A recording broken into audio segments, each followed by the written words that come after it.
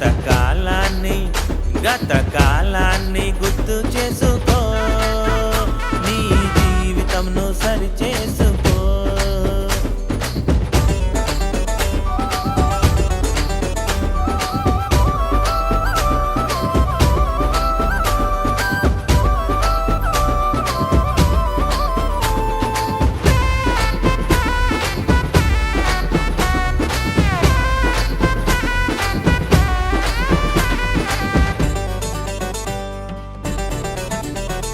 మరణపు అంచుల్లో